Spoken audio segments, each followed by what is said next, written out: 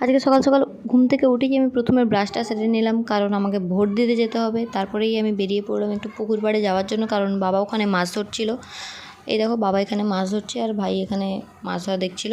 অনেকগুলো মাছ পড়েছে, তবে আমি জানি না এগুলো কি কি মাছ রয়েছে এখানে।